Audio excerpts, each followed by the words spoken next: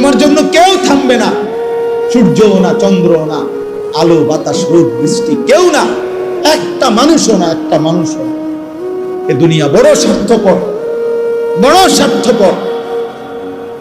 এজন্য বাপ আপনাদেরকেও বলি, যুবক তোমাদেরকেও বলি, তুমি নষ্ট হয়ে গেলে শেষ পর্যন্ত মনে রাখো তোমার জন্য কেউ থামবে না। আপনাদেরকে বলি বাবা, স্ত্রী সন্তানের জন্য যদি আপনি হারাম উপার্জন করে জীবনটা শেষ করছেন, কোনদিন পাবেনও নাই। সুদের টাকা, কিস্তির টাকা, হারামের টাকা, ওজনে কম দেওয়া, ধোকাবাজি, প্রতারণা করা উপার্জন করা দরকার ছিল না?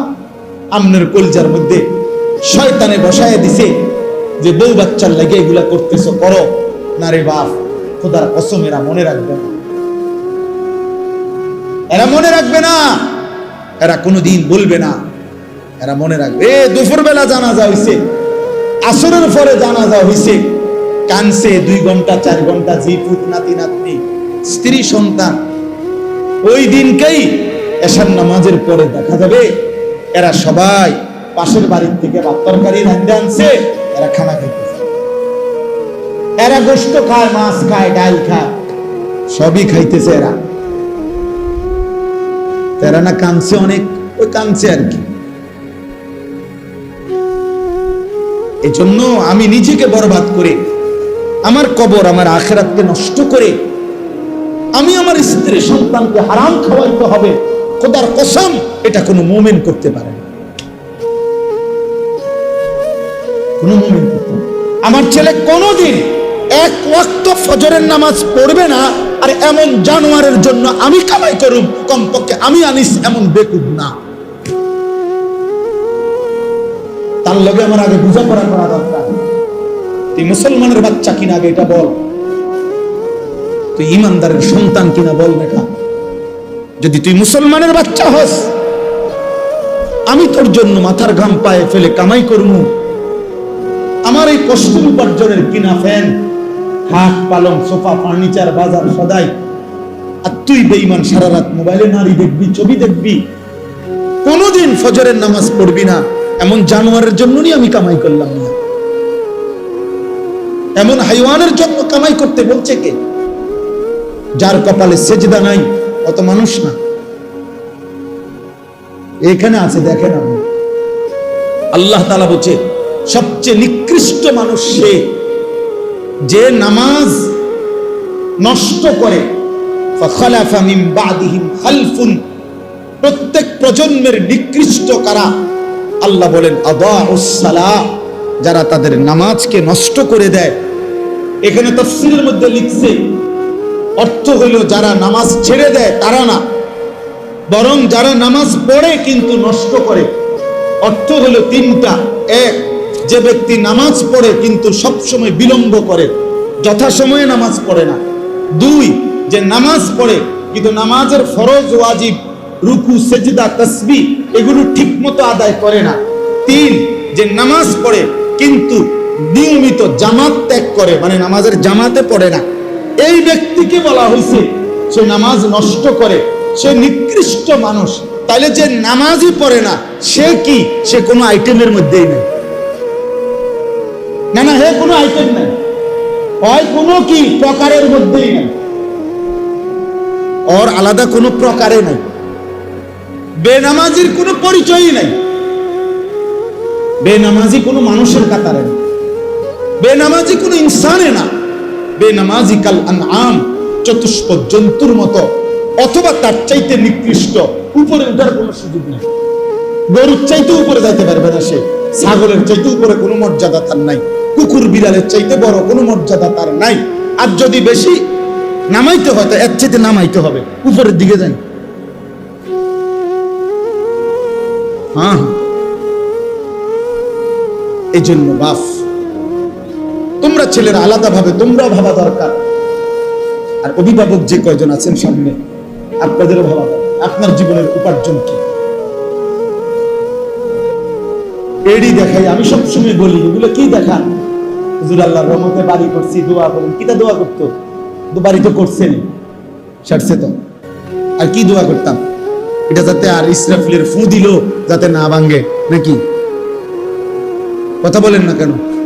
তো কি দোয়া করতো? কি জমি কিনছি দোয়া করেন, কি দোয়া করতো বলেন? হুজুর দোকান এটা লইছি দোয়া করেন, কি দোয়া করতো? শুধু দুনিয়া, শুধু দুনিয়া, শুধু দুনিয়া। হায় হায় মুসলমান, হিসাব দেওয়ার কথা তো আখেরাত। দোয়া চাওয়া দরকার ছিল, হুজুর ছেলে যেন নামাজি হয় দোয়া করেন, মেয়ে যেন পর্দানশীল হয় দোয়া করেন, স্ত্রী যেন সেজদাওয়ালা হয় দোয়া করেন, আল্লাহ যেন নাফরমান স্ত্রী সন্তান দিয়ে বেইজ্জতি না করে। আল্লাহ এই দোয়া, আচ্ছা এটা না চাওয়া উচিত? কোরআন শরীফে আছে ইব্রাহিম আলাইহিস সালাম দোয়া করছে। সূরা ইব্রাহিম একটা সূরা আছে, এই সূরার মধ্যে আছে ইব্রাহিম আলাইহিস সালাম লম্বা দোয়া করছে অনেকগুলো। তো এই দোয়ার মধ্যে উনি একটা জায়গায় বলছে রব্বি জাআলনি মুকিমাস সালাতি ওয়া মিন্নি রব্বানা ওয়া তাকাব্বাল দুআ। ইব্রাহিম আলাইহিস সালাম বললেন, রব্বুল আলামিন আপনি আমাকে পূর্ণ নামাজ আদায়কারী বানিয়ে দেন। ওয়া মিন যুররিয়াতি আমার সন্তানাদিদেরকেও নামাজি বানিয়ে দেন। রব্বানা ওয়া তাকাব্বাল দুআ। এই আশ্চর্য কথা হলো ইব্রাহিম আলাইহিস সালাম বলছে, আল্লাহ আমার আরো দোয়া আছে সামনে কোন হেডি, কিন্তু এই দোয়াটা এখনই আলাদাভাবে স্পেশালি এখনই কবুল করো। এটা আমার আলাদা দোয়া, আমি যেন হই নামাজি, আমার সন্তানগুলো যেন। এই হলো বাবার মূল দোয়া। ইসমাইল এবং হাজেরা, আপনারা সবাই জানেন ইব্রাহিম আলাইহিস সালাম আল্লাহর হুকুমে স্ত্রী এবং সন্তান কোলের বাচ্চাকে ওই মক্কা শরীফ মরুভূমি, একটা গাছ নাই, পানি নাই, মানুষ নাই, এরকম মরুভূমিতে রেখে আসছিলেন কিনা? কথা বলেন না? এ যখন যেদিন রেখে আসছে, একটা মানুষ নাই, এক বেলা খাবার নাই, এক ফোঁটা পানি নাই, বসার একটা জায়গা নাই, উত্তপ্ত মরুভূমিতে। আপনার আজকে এত হাজার বছর পরে এসো এখনো রোদেও শরীরটা ফাইটা যায়, মনে হয় যেন আগুন মারে। এই হজ্জে উমরায় আমরা যে যাই দেখি আরাফার ময়দানে, মিনার ময়দানে কি গরমটা, কি গরম, কি গরম। অথচ গাড়িতে এসি, হোটেলে এসি, হারাম শরীফের ভিতরেও কি এসি, কিন্তু এই এয়ার কন্ডিশন ছাড়া 5 মিনিট 7 মিনিটের কষ্টে ঘামে জামাটা সব ভিজা যায়। তাইলে এই ওই সময়ের এই প্রচন্ড উত্তপ্ত গরমের পরিবেশেও কোরআন শরীফে আছে বাবা ইব্রাহিম আলাইহিস সালাম স্ত্রী সন্তানকে দেখে খোদার কসম প্রথম দোয়া করছে আল্লাহর কাছে, রব্বানা লিয়ুকিমুস সালাহ। আল্লাহ আমি আপনার কাছে দোয়া করি আমার স্ত্রী সন্তান যেন নামাজ আদায় করে, আপনাকে যেন না ভুলে। ভাত মিললে মিলবে, পানি মিললে মিলবে, সেটা আপনার মর্জি, দিলে দিবেন, না দিলে না দিবেন, খাওয়াইলে খাওয়াইবেন, পান করাইলে করাইবেন। তো রব্বানা লিয়ুকিমুস সালাহ, তারা যেন নামাজ আদায় করে, নামাজ আদায় করে। এক সন্তানের জন্য বাবার প্রথম চাওয়া তার নামাজ, এক স্ত্রীর জন্য স্বামীর প্রথম চাওয়া নামাজ, এক মেয়ের জন্য বাবা মার প্রথম চাওয়া তার নামাজ, তার সিজদা, তার পর্দা, তার আখিরাত। কারণ আমরা মুসলমান, আমরা মুসলমান, আমরা বেঈমান না, আমরা দুনিয়াদার না, আমাদের গন্তব্য আখিরাত। আজ যদি আমরা মুসলমান ভুলে যাই আখিরাত, তো আখিরাত মনে রাখবে কে? হিন্দু বৌদ্ধরা, ইহুদি খ্রিস্টানরা? ওরা তো বুঝেই না কিছু। আল্লাহ তো কোরআনে বারবার বলছে ওরা বোকা, আহম্মক, লা ইয়াকিলুন, লা ইয়াফকাহুন। কোরআন সুন্নাহ বিহীন, তারা তো দলালিম মুবিন, স্পষ্ট গোমরাহ। আল্লাহ তাআলা বলছে, মুমিন আমি তোমাকে ঈমান দিলাম, নবী রাসূল দিলাম, আমার আসমানি কিতাব দিলাম, যুগে যুগে বুঝাইবার জন্য উলামা কেরাম দিলাম, তারপরও পথ হারাইলা কেমন? এই কয়জন ছেলে পেলে বাবা, তোমরাই বলো ভাই, কিসের অভাবে নামাজের গুরুত্ব বুঝলা না? কি আল্লাহ চেনো নাই, না রসুলের নাম শোনো নাই, নাকি কোনো আলেমের মুখে কোনোদিন শোনো নাই, না কোরআন শরীফ কোনোদিন দেখো নাই, নাকি কোনো মসজিদ দেখো নাই জীবনে কোনোদিন, নাকি কোনো আজান শোনো নাই কোনোদিন? কিসের অভাবে হারায় গেলা যারা নামাজ পড়ো না? বাপ, একটা যুক্তি তো থাকবে, হুজুর আমি এমন মরুভূমিতে ছিলাম যেখানে কোনো মানুষ ছিল না, যার কারণে আমি আল্লাহ চিনি নাই, আখেরাত চিনি নাই। আমি এমন পাহাড়ের গভীরে ছিলাম, আমি এমন সাগরের তলদেশে ছিলাম যেখানে কোনোদিন আজান শুনি নাই, যেখানে কোনোদিন কারো কাছ থেকে আল্লাহর পরিচয় শুনি নাই। চারিদিকে এত মসজিদ, এত মাদ্রাসা, এত ওলামা, এত টুপি, এত আজান, তারপরেও তোমরা যারা বাবা দিনের পর দিন নামাজ পড়ো না, কিসের অভাব? কি যুক্তিতে? আল্লাহর সাথে বুঝাপড়াটা কি হবে? রাসূলুল্লাহ সাল্লাল্লাহু আলাইহি ওয়াসাল্লামের সুপারিশ কেমনে হবে?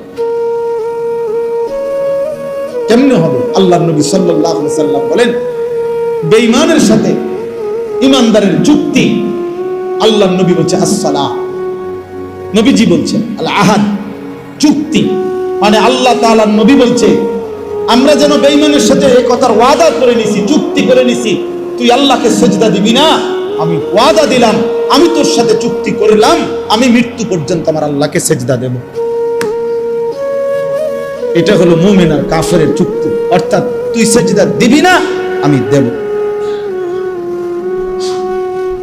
আল্লাহর নবী বলছেন ফারকু বাইনানা ওয়া বাইনাল কুফরি ওয়াশ শিরক, আমাদের ইমানদারের মাঝে আর মুশরিক কাফেরের মাঝে পার্থক্য আসসালাহ, নামাজ। নামাজ, ইমানদার সিজদা দেয়, নামাজ পড়ে, মুশরিক বেঈমান নামাজ পড়েন। নবীজি সাল্লাল্লাহু আলাইহি ওয়াসাল্লাম বলেছেন মান তারাকা সালাতাম মুতাআম্মিদান ফাকাদ কাফারা, যে ইচ্ছে করে নামাজ ছেড়ে দিল সে কুফরি করল।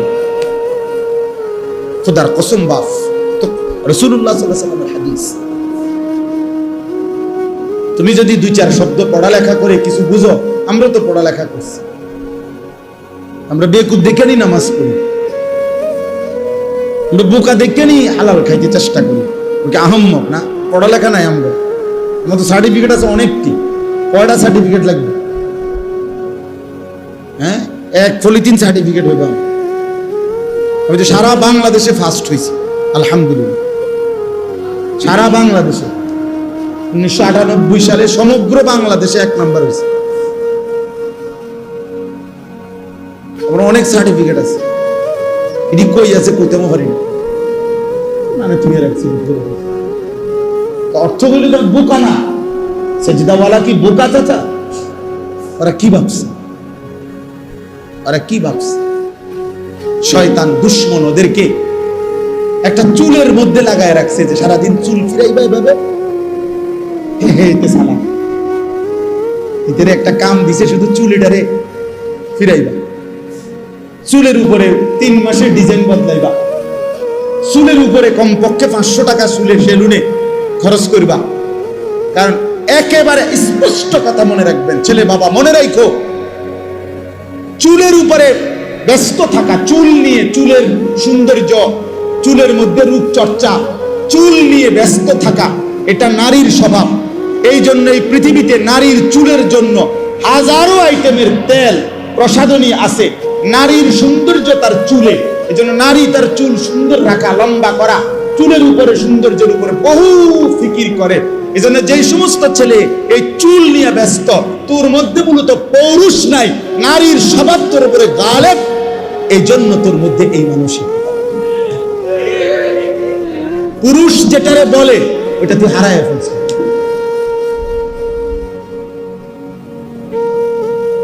ট্রান্সজেন্ডারের কাছাকাছি, ট্রান্সজেন্ডারের কি কাছাকাছি, অর্থাৎ মূলত তো পুরুষ ভাবতেছে আমি মহিলা,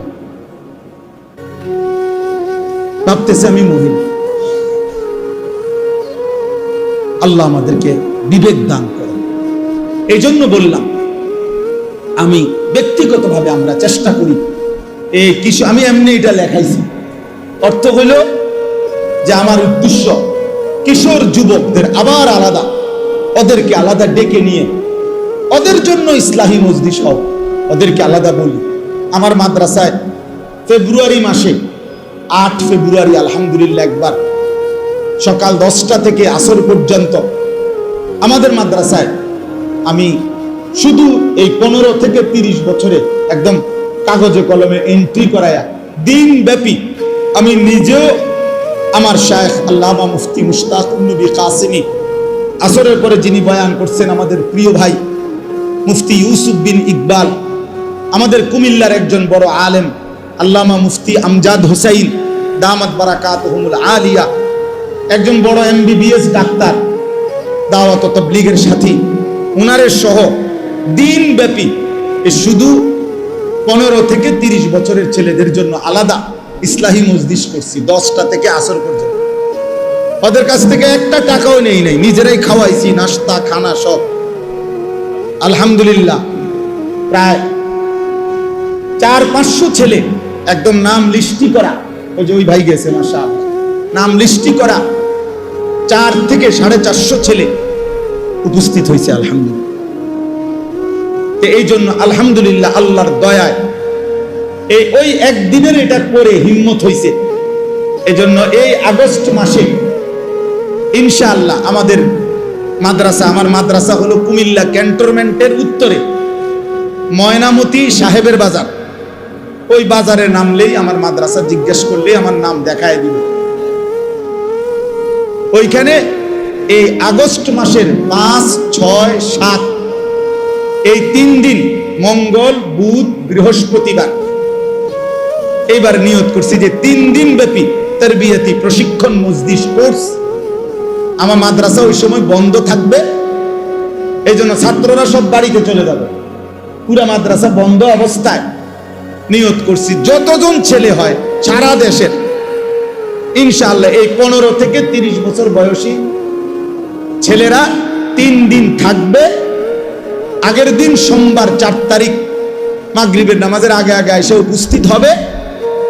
মঙ্গলবার ফজরের পর থেকে বৃহস্পতিবার আসর পর্যন্ত এই রাত দিন একসাথে ইনশাআল্লাহ আমার ওস্তাদ আছে, আলেম আছে, আমার ওনাদেরকে মাধ্যমে এই কিশোর যুবক ছেলেদের জন্য ওযু, গোসল, নামাজ, রুকু, সেজদা, ছোট্ট কয়েকটা সূরা, কয়েকটা দোয়া, আত্তাহিয়াতু, দুরূদ শরীফ, দোয়ায়ে মাসুরা, বিভিন্ন সুন্নাত, মোটা দাগের মৌলিক এবং তার নৈতিক চরিত্রে ক্ষতিকর কি কি জিনিস, মদের অপকারিতা, জুয়ার অপকারিতা, তারপরে নারী জিনা ব্যভিচারের অপকারিতা, এর থেকে বাঁচার উপায় কি ইত্যাদি বিষয়ের উপরে ইনশাআল্লাহ রাত দিন মিলে আমি নিজে শহর থেকে প্রশিক্ষণ কোর্সের আয়োজন করছি আলহামদুলিল্লাহ। এই জন্য এখানেও যত ছেলে আছো তোমাগরও ভাইয়া দাওয়াত, কোনো শুধু সামান্য একটা কাঁথা বালিশ নিয়ে যাবে, কোনো ফি দিতে হবে না, ওর নাস্তা থাকা খাওয়া সব আমার দায়িত্ব ইনশাআল্লাহ, আল্লাহ করাবে ইনশাআল্লাহ। দেওয়ার জন্য বহু আল্লাহর বান্দা আছে, কোনো সমস্যা নাই, আটকাবে না এগুলো ইনশাআল্লাহ। 3 দিনে যত খরচ হয় সব আল্লাহ ব্যবস্থা করবে ইনশাআল্লাহ।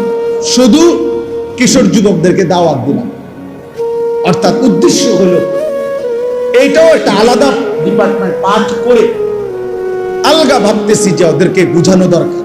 চেষ্টা করে দেখি 100 জন ছেলেরে বুঝাইলাম, হতে পারে যদি একজন নামাজি হয়ে যায়, কি বলেন, হইতে পারে না? একজনই হয়ে যাক না। নবী সাল্লাল্লাহু আলাইহি সাল্লাম বলছেন, ফাওয়াল্লাহি লা আন ইয়াহদিয়াল্লাহু বিকা রাজুলান ওয়াহিদান খায়রুন লাকা মিন হুমুরিন নাআম। আল্লাহর কসম, তোমার দ্বারা একজন ব্যক্তি, রাজুলান ওয়াহিদান, একজন ব্যক্তি তোমার দ্বারা হেদায়েত পাওয়া, আল্লাহর রাস্তা পাওয়া, গোটা আরবের সমস্ত দামি উট তোমাকে হাদিয়া দেওয়ার চাইতেও কোটি গুণে উত্তম। এটা হাদিস, এটা আলী রাদিয়াল্লাহু তাআলা আনহুকে নবীজি বলছেন।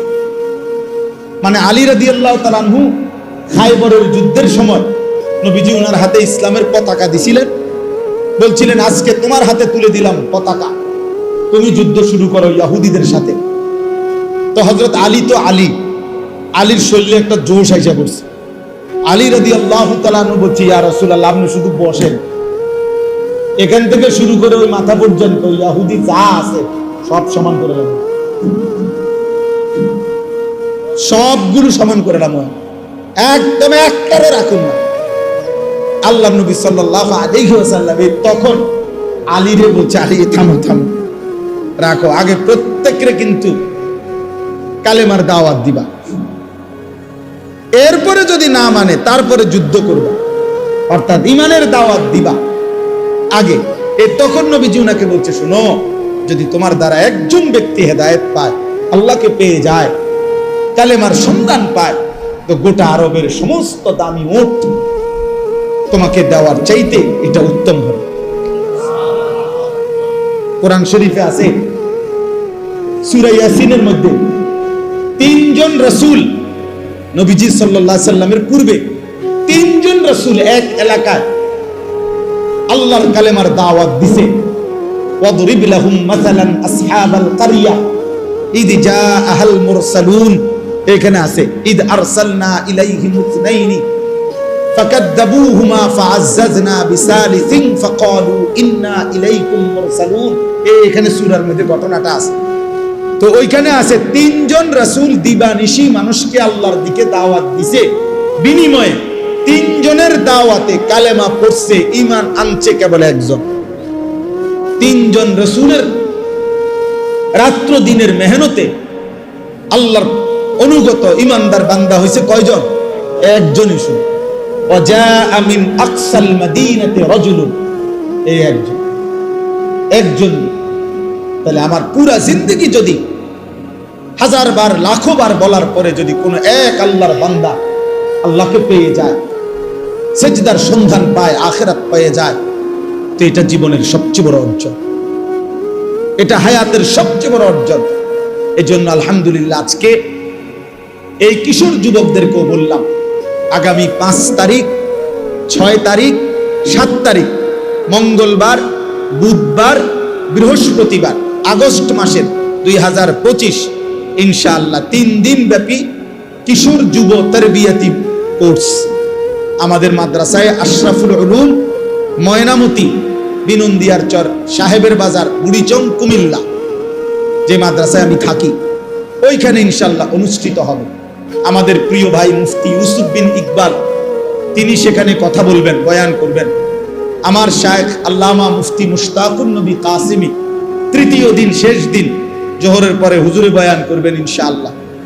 আমাদের কুমিল্লার একজন বড় ডাক্তার মাহবুব মুর্শেদ, MBBS FCPS ডাক্তার, উনি ইনশাআল্লাহ কথা বলে। আমি ওনারও দাওয়াত দিছি এই উদ্দেশ্যে যে স্যার, আমনে চিকিৎসা বিজ্ঞানের দৃষ্টিতে একটা যুবক তার চরিত্র নষ্ট করলে তার দুনিয়াবি ক্ষতিটা কি, এইটা আপনি কইবেন। আখিরাতেরটা তো আমরা কমু, দুনিয়াটা আপনি কইবেন যে জিনা ব্যভিচার করলে, নিজের হাতকে মন্দ খারাপ কাজে ব্যবহার করলে শারীরিক ক্ষতিটা কি হয় ডাক্তারদের ভাষায়, এটা আপনি বলবেন, বুঝায়। এই জন্য স্যারে বলছি ইনশাআল্লাহ হুজুর, আমি খুশি চিত্তে, অনেক দিনদার মানুষ ডাক্তার সাহেব, নামাজি মানুষ, বলছে আমি ইনশাআল্লাহ প্রস্তুতি নিয়ে বলবো আপনার। তো এই জন্য আমাদের মাদ্রাসার উস্তাদদেরকে এবং আমার সাথে আরো কিছু আলেম আছে, নওজোয়ান আলেম, এই যে আপনাদের মাওলানা মাহমুদ, উনিও আমার এই কাফেলার সদস্য, মানে এই কার্যক্রমের আমরা অনেকবার মিটিং করছি ইনশাআল্লাহ। উদ্দেশ্য হলো এই কিশোর যুবককে যদি মনে করেন 4টা সূরাই ঠিক করানো যায়, সে সুন্নত মোতাবেক ওযু করতে পারে, তার গোসলটাই যদি সঠিক হয়, ফরজ গোসল আদায়, সে যদি 2 রাকাত নামাজ ঠিক মতো পড়তে পারে, তাইলে অনেক বড় কিছু, অনেক বড় কিছু। এই জন্য দোয়া করবেন আল্লাহ তাআলা যেন আমাদের এই কোর্স আগামী 5, 6, 7 তারিখের এটা আল্লাহ তাআলা যেন কামিয়াব করে দেয়। এবং এখানেরও কোনো ছেলে তোমরা যদি যেতে চাও ভাইয়া, ইনশাআল্লাহ আমরা দাওয়াত দিয়ে রাখলাম, যাওয়ার অনুমতি আছে। আল্লাহ তাআলা তৌফিক দান করেন।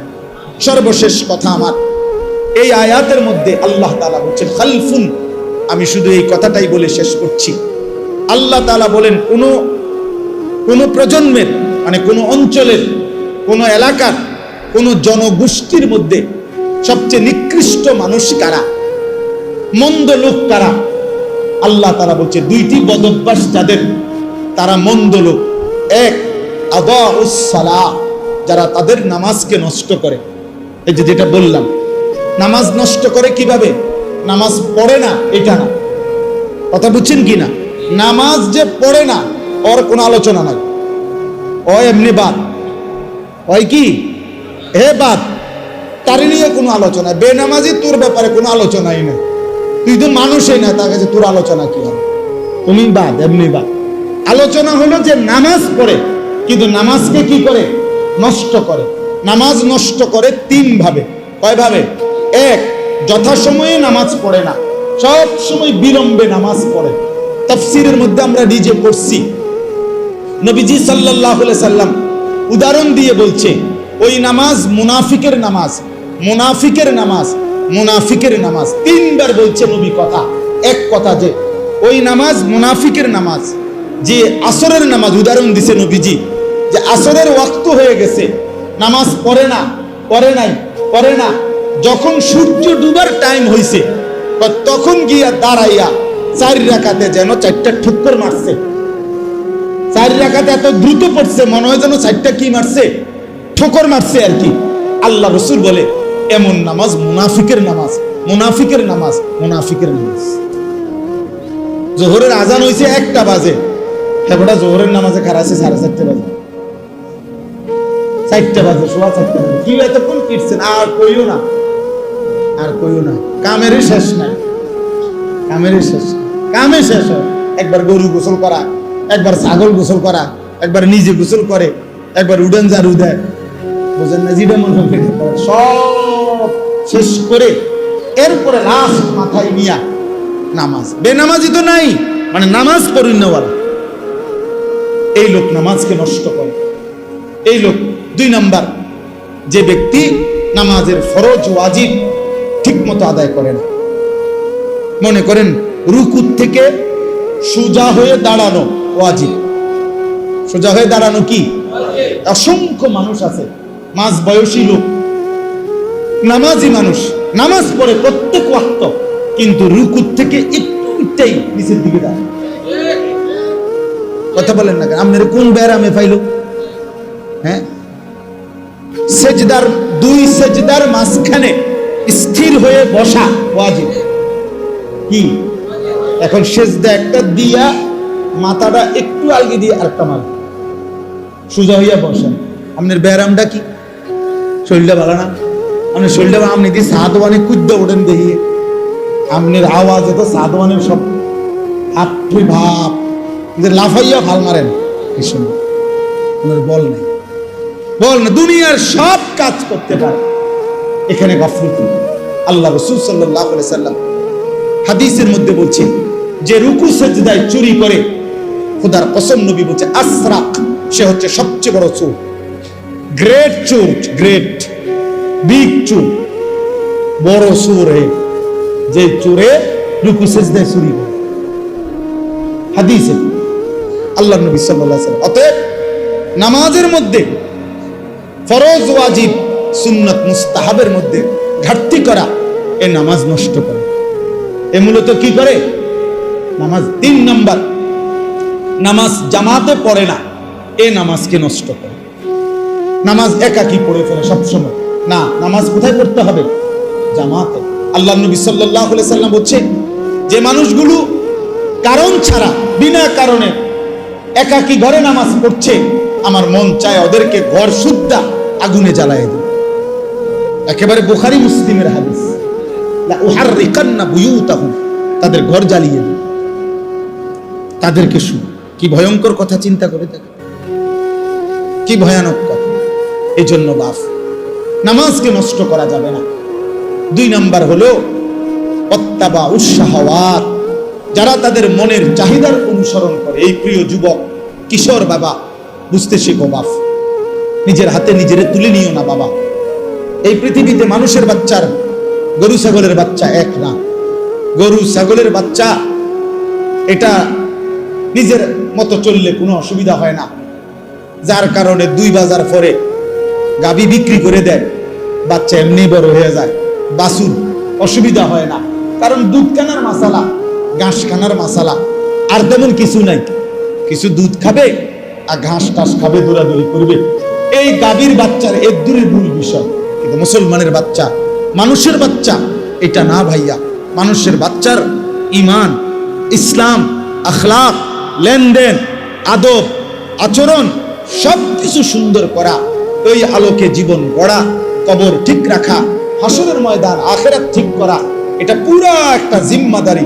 এই জন্য আল্লাহ তাআলা একটা বাচ্চাকে লাওয়ারিশ দেয় নাই, মাথার উপরে তার মা, বাবা, দাদা, দাদি, নানা, নানি, বড় ভাই, বড় বোন, চাচা, মামা, ফুফা, খালু, এত অভিভাবক দিয়ে আল্লাহ তাআলা তার মাথার উপরে রাখছেন যেন সে উত্তম আখলাক নিয়ে জিন্দেগি গঠন করতে পারে। এটা লাওয়ারিশ না, লাওয়ারিশ না। এজন্য প্রিয় ভাই আমার, আল্লাহ বলছে ওয়াত্তাবা উশ-শাহওয়াত, যে তার মনের চাহিদার অনুসরণ করে, তার মনে যা চায় তা। কিসের আল্লাহ, কিসের রাসূল, কিসের কোরআন, কিসের কিতাব? হুজুর আমি কিচ্ছু মানি না, আমি মুক্ত, আমি স্বাধীন, আমার মনে যা চায় তা। আমি 3 মাস আগে চুল রাখছি এভাবে, এখন রাখছি এভাবে। আমি একবার পরছি সিপা প্যান্ট, আবার পরি ডোলা প্যান্ট, আমার যা মন চায় তাই। আমি মন চাইলে দাঁড়াইয়া পেশাব করি, মন চাইলে বসে পেশাব করি, মন চাইলে হাঁটতে হাঁটতে পেশাব করি। না রে ভাইয়া, এটা মুসলমানের জিন্দেগি না, এটা মানুষের জীবন না, এটা মুমিনের জীবন না বন্ধু। নিজের হাতে যে নিজেকে তুলে নেয় সে শয়তান, সে শয়তান, ইবলিস। যেন ইবলিসের অপরাধের নাম কি? আনা আনা আনা আনা শব্দের অর্থ আমি। কোরআন শরীফে আছে আল্লাহ তাআলা জিজ্ঞেস করছে সেজদা দিলি না কেন ইবলিসকে? বলছে আনা খায়রুম মিনহু, আমি তার চাইতে উত্তম। আল্লাহ বলছে কি বললি? আমার সামনে বললি আমি, আমি আল্লাহর সামনে, যা ফখরুজ, বের হ অহংকারী, আজকের থেকে কিয়ামত পর্যন্ত তোর উপরে আল্লাহর লানত। যা। সেই যে তাড়ায় দিল, আর কোনোদিন ফিরতে পারছে? আমি, আমার যা মন চায় তা। আপনি কি হুজুর, আপনার সমস্যা কি? আমি তো অনেক সময় বলি, অনেক ছেলে পেলে আছে না এমন, তারা একটু ভালো কথা বললে হ্যাঁ আপনার সমস্যা কি? আরে বেটা বেওকুফ, আমার কি সমস্যা? তোরে না সমস্যা বেটা, আমার সমস্যার জন্য তো আমি বলছি না, তোর সমস্যা। তোর এই নারী ছবি, অস্থির দৃশ্য, বেনামাজি জিন্দেগি, ফজরের নামাজ না পড়া এই জীবন তোমারে জাহান্নামের আগুনে ফেলে দিবে। আমি তোমারে মায়া কইরা ধাউ ধাউ আগুন থেকে বাঁচাইতে চাই, এই জন্য ডাকছি তোমার। সমস্যা আমার হবে কেন? সমস্যা তোমার। নবীজি সাল্লাল্লাহু আলাইহি সাল্লামের হাদিসে আছে, নবীজি বলছে আমি চেয়েছি আমার একটা একটা উম্মত কোমরে জড়াইয়া ধরে হলেও জাহান্নামের আগুন থেকে বাঁচাবে। সর্বশেষ কথা, ফাসাউফা ইয়ালকাউনা গাইয়া, আল্লাহ বলে এই 2টি মন্দ অভ্যাস যারা তাদের নামাজ নষ্ট করে, মনের ইচ্ছা মতো চলে, তারা নিকৃষ্ট প্রজন্ম, মন্দ উত্তরসূরি।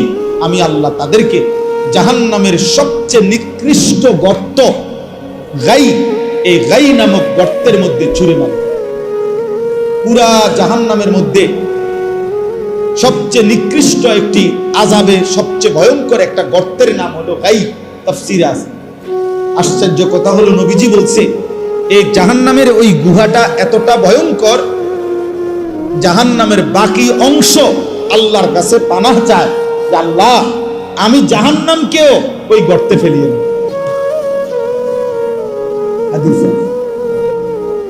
আমি জাহান্নামকেও কি করেন না, ওই গাতাত ফেলেন।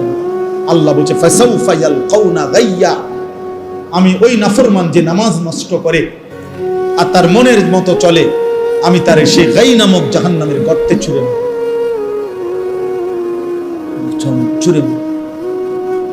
অতএব বাপ, এমন জীবন আমাদের যেন না হয়। তোমরা যে কয়জন ছেলে বাবা আসছো, আলহামদুলিল্লাহ, অনেক মহব্বত করেই আসছো ভাইয়া। আমি অনুরোধ করছি দয়া করে প্রত্যেকেই আল্লাহর দিকে ফিরে আসুন। আপনারা যারা বাবা আছেন, আপনাদের কাছে আমার অনুরোধ, আপনি কাজের বন্টন করেন। প্রত্যেকটা মানুষ তার জীবনে কাজের একটা পরিকল্পনা করে। নাস্তা খাবে কখন, দুপুরের খানা খাবে কখন, কোন কাজটা বাজার করব আগে নাকি গোসলটা করে নেব আগে, খানাটা আগে খাবে নাকি গোসলটা আগে করবে। মানুষ এরকম একটা ছোটখাটো হিসাব করে, যে কোনো কাজের একটা পরিকল্পনা করে। তা আপনিও একটা সিদ্ধান্ত নেন যে আমি আমার সন্তানের, পরিবারের ঈমান, আমল, নামাজ, রোজার কথা, এরপরে তাদের খাদ্য খাবার, তাদের ঘর সংসারের বাকি বিষয় ভাববো। এরপর কোনো অসুবিধা নেই, ঘরও করেন, বাজারও করেন, আবার সন্তানাদির নামাজেরও ফিকির করেন, দুটোটারে ব্যালেন্স করেন। আল্লাহ আমাদেরকে তৌফিক দান করেন। আল্লাহ তাআলা বলছেন ইল্লা মান তাবা, অতএব আল্লাহ বলেন যে বান্দা তওবা করে গুনাহ ছেড়ে আমি আল্লাহর দিকে ফিরে আসে, ও আমানা, এবং আমি আল্লাহরে মেনে নেয়, ও আমিলা সালিহান, এবং নেক আমল করতে থাকে, ফাউলাইকা ইয়াদখুলুনাল জান্নাহ, আমি আল্লাহ ওয়াদা দিলাম এরা সকলেই জান্নাতেই প্রবেশ করবে। ওয়ালা ইউযলামুনা শাইআ, কোনো জুলুম করা হবে না, অর্থাৎ পিছনের ওই গুনাহগুলোর কারণে লজ্জা দেওয়া হবে না, বরং তওবা করে ফিরে আসলে, নতুন করে বন্দিগি শুরু করলে আমি আল্লাহ এখন থেকেই তারে জান্নাত দিই। এজন্য প্রিয় ভাই, প্রিয় কিশোর, নওজোয়ান, বয়স্ক বাবা, আমিও, আমরা সবাই মিলে চলেন আল্লাহর দিকে ফিরে আসি। কার দিকে বলেন না, কার দিকে ফিরা দরকার? নবী সাল্লাল্লাহু আলাইহি সাল্লামের সুন্নাতের দিকে। আল্লাহ তাআলা আমাদেরকে তৌফিক দান করেন, আল্লাহ তাআলা আমাদেরকে কবুল করে নেন। আল্লাহ তাআলা আমাদের আজকের এই কিশোর নওজোয়ানদের জন্য এবং সকলের জন্যই বলা হয়েছে এই ইসলাহি মজলিস আল্লাহ কবুল করে নেন ইনশাআল্লাহ।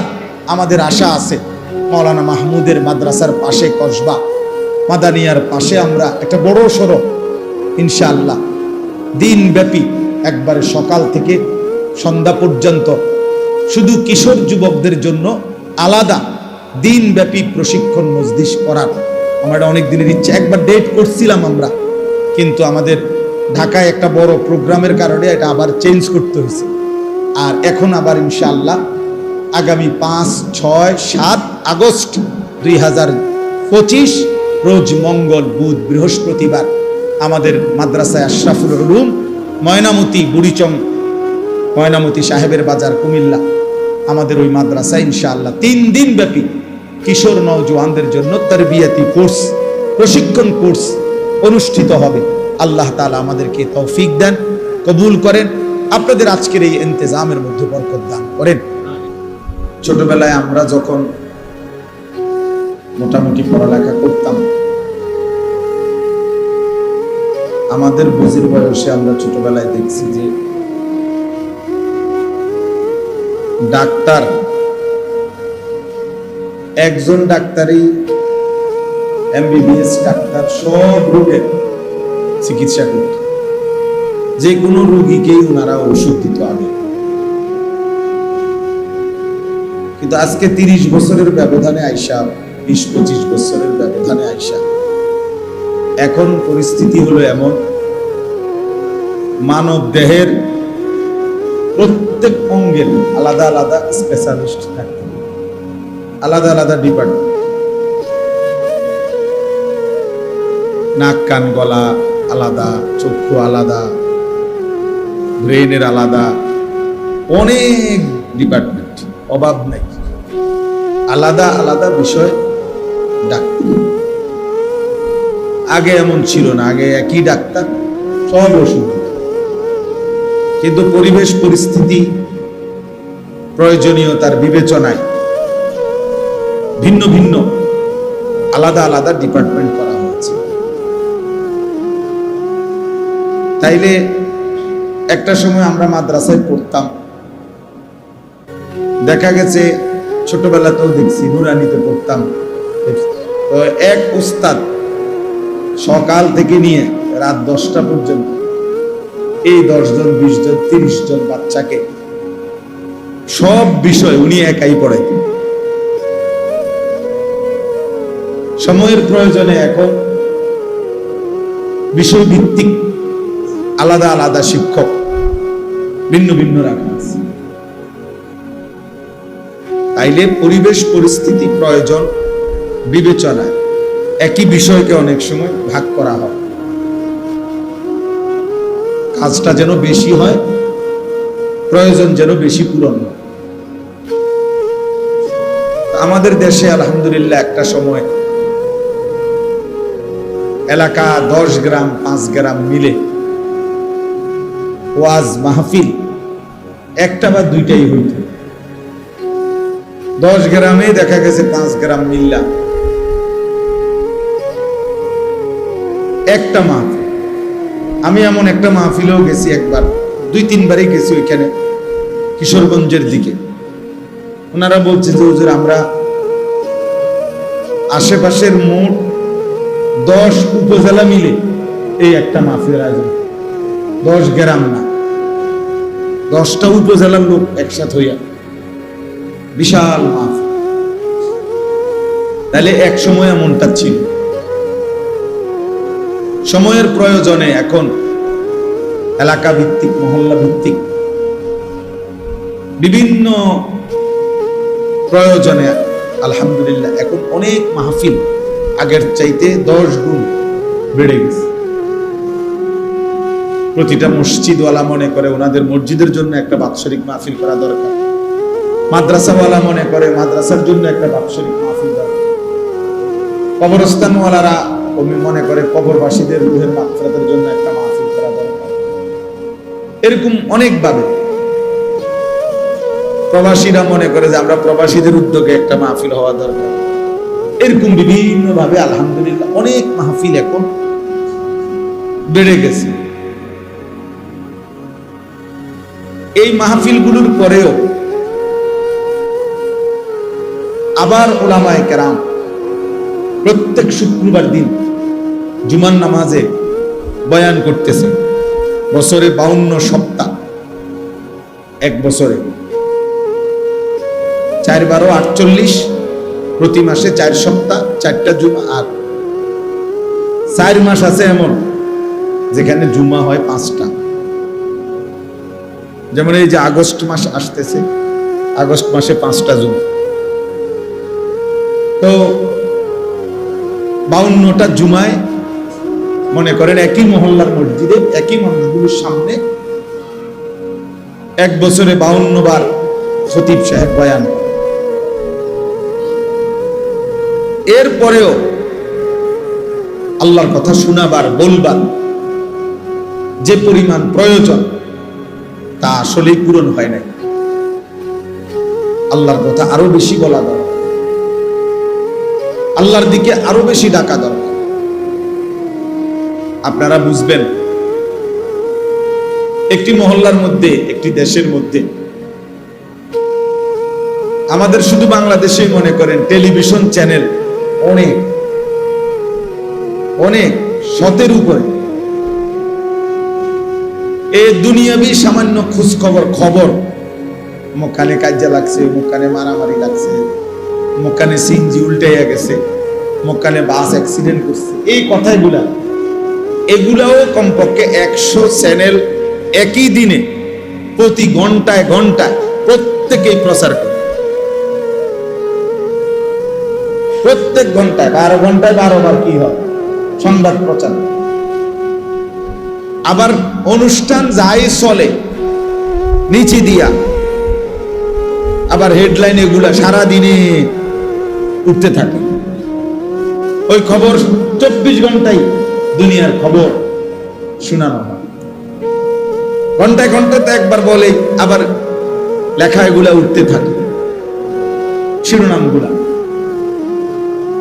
এই সব ভাবে দুনিয়া বলা হয় বিভিন্ন ভাবে, কিন্তু বাস্তবিক অর্থে ওই পরিমাণ, যে পরিমাণ দুনিয়াবি কথা আমাদের সামনে পেশ হচ্ছে, আখিরাতের কথা ওই পরিমাণ পেশ করা হয়, এখনো বলা হয় না। আরো বেশি বলা দরকার আখিরাত। যে সফর যেটুকু, ওই সফরের প্রস্তুতি ওইটুকু। দুনিয়ার সময় অল্পই, আখিরাতের সময় অনেক লম্বা, অনেক লম্বা। কোরআনুল কারীমের মধ্যে আছে, আল্লাহ তাআলা বলেন, ফি ইয়াউমিন কানা মিকদারুহু 50,000 সানা। হাসরের ময়দানের একদিন আল্লাহ তাআলা বলেন 50,000 বছর। সরাসরি কোরআন শরীফের আয়াত, 50 আলফা সানা, 50,000 বছর একদিন। এখন হাসরের ময়দান মোট কতদিন চলবে সেটা আল্লাহই জানে। যদি 10 দিন চলে বিচার কাজটা, রাসূলুল্লাহ সাল্লাল্লাহু আলাইহি ওয়াসাল্লাম বলেন ফুলসিরাত যেটা পার হইতে হবে সকলকে, 30,000 বছরের রাস্তা। মুহাদ্দিসিনে কেরাম বলেন সর্বশেষ যেই ব্যক্তি কবরে যাবে, ইসরাফিল ফু দিলে হতে পারে তাকেও কবরে থাকতে হবে 40,000 বছর। তাহলে এখন যারা কবরে, ইব্রাহিম আলাইহিস সালামের জামানায় যারা কবরে গেছে, ওই নূহ আলাইহিস সালামের জামানায় যারা কবরে গেছে, তারা আজকে কতদিন থেকে কবর? মনে করেন নবীজি সাল্লাল্লাহু আলাইহি সাল্লামের জামানায়, আমাদের নবীর জামানায় যারা ইন্তেকাল করছে, মারা গেছে, ইমানদার হোক আর বেঈমান হোক, তারা আজকে কত? আমাদের চোখের সামনে হিসাব 1447 হিজরি এখন শুরু হয়েছে, 1447 হিজরি শুরু হয়েছে। এই যে মুহররম মাস, যেটা শেষ অংশে এখন আমরা আছি, তাইলে আজ থেকে 1447 বছর আগে নবীজি সাল্লাল্লাহু আলাইহি ওয়াসাল্লাম মক্কা থেকে হিজরত করে মদিনায় গেছে। তাহলে তার 1 বছরের মাথায় বদরের যুদ্ধ হয়েছে, 1 বছর পরে। তাহলে বদরের যুদ্ধ হয়েছে ধরেন আজকে 1446 বছর। তাহলে আবু জেহেল মারা গেছে আজকে 1446 বছর। তাহলে আবু জেহেল আজকে কবরে পড়ে আছে 1446 বছর, কিন্তু মাটির উপরে কি এই পরিমাণ ছিল? মাটির উপরে ছিল 60 বছর, 70 বছর, তাহলে 63, 50, 70, 80, এরকম 60-70, এত বেশি না। তাহলে আমাদের একদম সহজ হিসাব যে মাটির উপরে আমরা ছিল কতক্ষণ। ফেরাউন আজকে মাটির নিচে কতদিন, নমরুদ আজকে মাটির নিচে কতদিন। এই জন্য আখিরাতের সফর লম্বা, পরকালের সফর লম্বা। মান মাতা ফাকাত কামাত কিয়ামাতুহু, বুজুর্গানে দিন বলে যার মৃত্যু হলো তার কিয়ামত, তার আখিরাত শুরু হয়ে গেল। কারণ সে তো আর কোনোদিন 1000 কোটি চেষ্টা করেও পৃথিবীতে আর আসবে না। মোবাইল ঘুরান ভাইয়া, ভালো, এটা খুব ভালো কাজ, খুব ভালো কাজ। কারণ 24 ঘন্টা ফালতু কাজ করতে করতে জিন্দেগিটাই ফালতু হয়ে গেছে। এই জন্য কিছু মানুষের জীবন হলো 24 ঘন্টা শুধু মোবাইল, এটারে ঘুরাবে, এটারে ছবি উঠাবে, এইটাই মাথার মধ্যে ঢুকাই দেওয়া হয়েছে। তোমার পৃথিবী, তোমার 24 ঘন্টার ডিউটি একটাই, তোমার জীবনে 24 ঘন্টা ভালো মন্দ, বেড়া বেড়ি, হুজুর, পাবলিক, মসজিদ, মাদ্রাসা, স্কুল, কলেজ, যেটা পাও তোমার দায়িত্বই ছবি উঠানো। তোমার পৃথিবীতে বানানোই হয়েছে ছবি উঠানোর জন্য, তোমার পৃথিবীতে বানানোর উদ্দেশ্যই ছবি উঠানো। তোমার জীবনটাই শুধু মোবাইল, মারা যাইলে মোবাইলের উপরে মারা যাইবা, জীবিত হইলে মোবাইলের উপরে জীবন। এই জন্য হাজারো মানুষের দেখবেন ঘুমের টাইমে লাস্ট আমল, মানে ঘুমাবার সময় শেষ মোবাইলটা সাইড করে ঘুমায়, মানে এটা সাইডে দিয়ে এই শেষ আমল। ঘুমের থেকে উঠে চোখ মেলে শোয়া অবস্থা প্রথম হাত দিয়া মোবাইলটা সাইডে আসে। তাহলে আখিরি আমল হলো মোবাইল। ঘুম থেকে জেগে প্রথম আমল মিনহা খালাকনাকুম ওয়া ফিহা নুঈদুকুম। মোবাইল উপরে মারা গেল, ঘুম গেলে মোবাইলের উপরে এই জেগে। আস্তাগফিরুল্লাহ। আমার ভাই, আমি বলতেছিলাম তাহলে আখিরাতের সফর লম্বা। কোরআনুল কারীমের মধ্যে আছে, আল্লাহ তাআলা বলছেন তোমরা 1000 বছর গুনলে যেটুকু হয়, আমি আল্লাহ একদিন বললে এতটুকু হয়। আমি আল্লাহর বলা একদিন আলফা সানাতিম মিম্মা তাউদ্দুন, তোমাদের গুনার হিসাবে, তোমাদের 24 ঘন্টার দিন রাতের হিসাবে 1000 বছর সমপরিমাণ আমি আল্লাহর একদিন।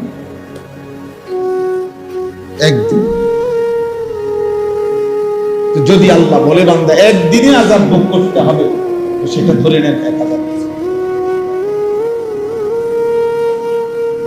বছর। যদি আল্লাহ বলে বান্দা একদিনই হাসরের ময়দানের হিসাব হবে, তো সেটাও ধরে নেন 50,000 বছর। কারণ কোরআন শরীফের আয়াত এটা। তাহলে আখিরাত অনেক লম্বা সফর, আখিরাতের প্রস্তুতিও অনেক বেশি।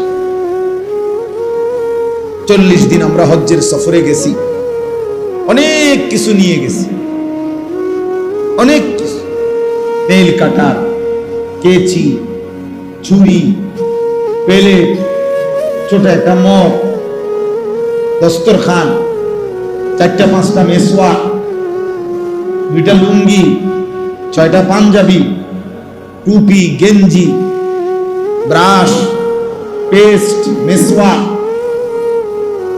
কত কিছু নিয়ে একটা লাগেজ বইরা তারপরে হজে গেছে। কারণ 40 দিনের সফর, অনেক কিছু লাগবে। সেখানে গিয়েও অনেক কিছু কিনতেছে, গিয়ে পড়ছি এখন বালতি নাই কাপড় ধুইবার, এটা তো আর বাংলাদেশের থেকে বালতিটা নেওয়া যায় না, তো এনে গিয়ে কিনছি। এখন বালতি কিনছি তো তোর মগ কই, মগ যেটাতে গোসল করতে হলে মগ লাগবে না একটা, তো মগ এটা কিনছি। এখন ঠান্ডা লাগতেছে, হঠাৎ জ্বর উঠছে, সর্দি খুব, এখন একটা হিটারের মতো, মানে যেটা দিয়ে পানি গরম করে, এইটা কম দামের মধ্যে, যে কদিনে হোক অন্তত আমার দরকার, তো এটা একটা কিনছি। এরকম সামান্যটুকু সফরের জন্য কত বেশি, কত কিছু লাগে। আমার প্রিয় ভাই বাপ, এত লম্বা আখিরাতের জন্য প্রস্তুতিও অনেক, অনেক প্রস্তুতি। এই জন্য আখিরাতের জন্য বলা দরকার আরো অনেক বেশি, করা দরকার আরো অনেক বেশি, অনেক বেশি। এই জন্য উলামায়ে কেরাম প্রতিনিয়ত বর্তমান সময় মানুষের ভিতরে গুনাহের প্রবণতা, আল্লাহর নাফরমানির প্রবণতা মাত্রাতিরিক্ত, মানুষ যেন বানের পানির মতো, বন্যার পানির মতো বাঁধ ভাঙ্গা আল্লাহর নাফরমানির প্রতিযোগিতা করতেছে। ঘরকে ঘর, ঘরকে ঘর, ঘরকে ঘর। এক সময় তো শুধু টেলিভিশনের সামনে সবাই দেখতো, এক সময় তো নির্দিষ্ট সিনেমা হলে গিয়ে দেখতো। আজ এই বড় মোবাইল, এই আধুনিকতার এই যুগে আইসা প্রত্যেকের হাতে হাতে মোবাইল, ছোট বড়, নারী পুরুষ, এমন বহু স্বামী স্ত্রীও আছে এই যে একসাথে ঘুমাইছে, শুইছে একসাথে, ঠিক আছে, কিন্তু কারো মধ্যে কোনো ব্যক্তিগত কোনো আনন্দ, কথাবার্তাও নাই। দুইজনের দুইটা মোবাইল, উনি উনারটা দেখতেছে, বেরিয়ে বেডিরটা দেখতেছে, এরই মধ্যে দুজনের ঘুম চলে আসে। অর্থাৎ মোবাইল আপনজনকে পর্যন্ত কেড়ে নিছে, ব্যক্তিগত আবেগ ভালোবাসাও কি করে নিছে। আপনি যেই কোনো দূরপাল্লার বাসে চড়েন, দেখবেন যে, আমি বহুত দেখছি, এই বাসের আগে বাসে পরিচয় হইতো, কথা কথায় মানসিক হইতো যে কথা কথায় আমার আত্মীয় হয়ে গেছে, এরকম বলতো। এখন আর কেউ কারোর সাথে কথা বলে না, প্রত্যেকের মোবাইলে এতটাই ব্যস্ত। কুমিল্লা ক্যান্টনমেন্টে নামার টাইমের সময়ও আমি নিজ চোখে দেখছি, সে মোবাইল থেকে মাতালগি দিয়ে কন্ট্রাক্টরে কইছে ক্যান্টনমেন্ট নামাই দিও, আবার দেখতেছে, পেশাব করতেছে দাঁড়াইয়া, অপদার্থ ওই অবস্থাতেও মোবাইল দেখে নিচে মুতের, এমনি এটা কি গায়ে মুতে না রাস্তা মুতে, এত কিছুর দরকার নেই, মোবাইল টিপতেছে। 24 ঘন্টা জিন্দগি।